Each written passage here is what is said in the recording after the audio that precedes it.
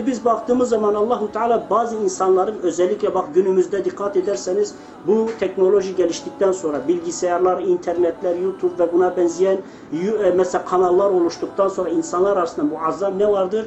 Bir taraftan işte bu şovmenler diyeceğiniz, bir taraftan çalgıcı kadınlar veya buna benzeyen topluluklar, bir taraftan bunu ranta, paraya çevirmeye çalışıp oradan buradan türkü şarkı besteleyip insanlara ne yapan, satmaya çalışan insanların türediğini söylüyor. Aslında Kur'an-ı Kerim öyle bir kitaptır ki neredeyse zamana hitap etmez, çağlar üstüdür. Allahu Teala Kur'an'da bir ayetin nüzleder, yani indirir, o ayet 1500 sene sonra yaşanacak bir olayın habercisi gibidir. Olabilecek olan süreçleri haber verir. Ondan dolayı ayet-i kerimede Allahu Teala bir takım insanların sözleri, şarkıları, türkülerini, işte komedyenliklerini, şuyunu buyunu parayla insanlara satacaklarını, gaye ve amaçlarının Allahu Teala'nın dininden insanlara alıkoydurtmak olduğunu söylüyor. Ben şuna kanaat ettim. Mesela gidip YouTube'a baktığınız zaman ve diğer kanallara baktığınızda en çok izlenenler nelerdir? Şarlatanca şeyler. Ya kadın türküleridir, şarkılardır, bestelerdir, komedyenler, şovmenlerdir, böyle saçma sapan müziklerdir, buna benzeyen şeyler. İnsanlar Allahu Teala'nın hükümlerini dinlemekten çok nefislerine hitap eden, onları Allahu Teala'yı unutturacak, nefislerini kabartacak, zinaya, fuhuşa, harama, pisliğe, necasete sürükleyecek olan şeyleri ne yaparlar? Takip ederler. Bu nefsin arzuladığı, şeytanın telkin ettiği bir şeydir. İnsan buna yönelir. الناس من يشتري لهو الحديث ليضل عن سبيل الله بغير علم ويتخذها هزوا أولئك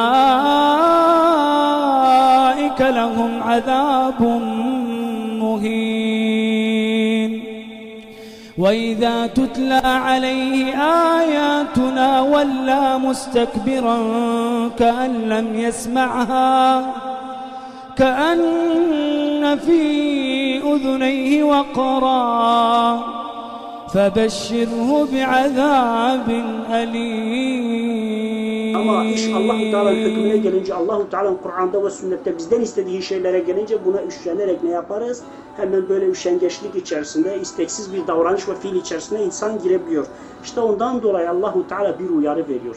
Biz de bu ayet-i kerimenin ne manaya geldiğini, ne anlam ifade ettiğini, aslında bir Müslümanın meselelere neye göre tahlil etmesi gerektiği üzerine bir noktada dile getiriyoruz. Nitekim bunu Abdullah İbni Mes'ud, Abdullah İbni Abbas ve diğerlerinin görüşüne göre bu ayet-i kerimeyi şerh ettiklerinde şimdi biz şöyle bir durum var. Bir ayetin nüzul sebebi çok önemlidir. Bu nüzul sebebini bize bildiren kimdir?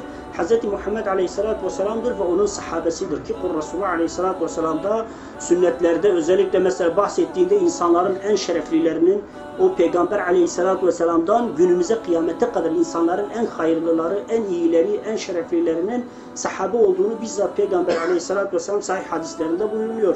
Diyor insanların en hayırlısı karni içinde bulunduklarındır diyor. Yani bu içinde bulunduğum topluluk din bakımından, inanç bakımından, maneviyat bakımından insanların en şereflileri. İşte bu ayet-i kerime ile alakalı olarak insanlardan kimisi boş sözleri satın alırlar buyruğundaki ayetteki şu cümle üzerine ehli sünnet sahabe topluluğu ne diyor? Diyor ki burada şarkıdır, müziktir ve buna benzeyen insanları aldatıcı, insanları Allahu Teala'nın yolundan alıkoydurtan, insanların nefislerinin, arzularının peşinde sürükleyen, harama meylettiren, haramın arzularını, nefsin arzularını insanları ona çektiren, ona meylettiren, insanı ahireti, ölümü, cenneti ve cehennemi ve buna benzeyen meseleleri unutturan nelerdir? Şarkılardır, işte efendim şovmenlerin skeçleridir. Yani bu böyle komik şeyler, filmler, sinema buna benzeyen şeyler olduğunu söylüyor.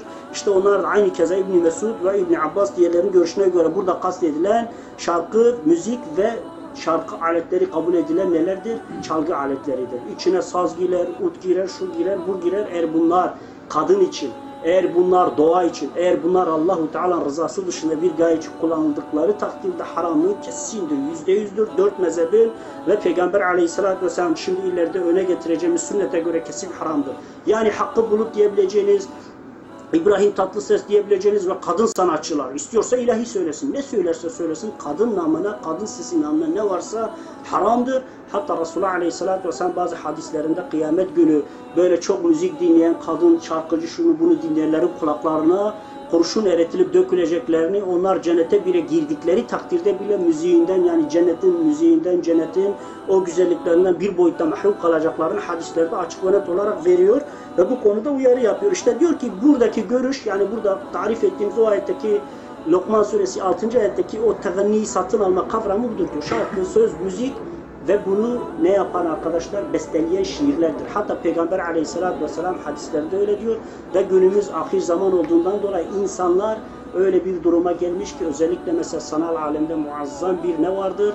Dini bile kendine göre uyarlamak, dini bile kendi zevkine, kendi arzusuna, kendi sapıklığına, kendi rezilliğine, rısvaylığına uygulama yöntemleri var. Yani kadın avlama, kadın tavlamanın tekniğini bile İslami paylaşımlarda hile ve destelerle insanların yaptığını biz biliyoruz. İşte burada ehli sünnet açık ve net olarak kitap ve sünnete göre kesinlikle Allahu Teala bunları yasakladı. Yani bir insanın söz ve müzik, özellikle yani bu batı müziği, kafir müziği veya işte Hakkı Bulut gibi, İbrahim Tatlıses gibi veya Mahsun Kırmızıgül veya diğerleri gibi işte ne yaptın deme, sana taptım, sen bu sözü söylediğinde zaten dinden çıkıyorsun. Elfaz-ı küfür gerçekleşiyor, Allah şirk koşuyorsun.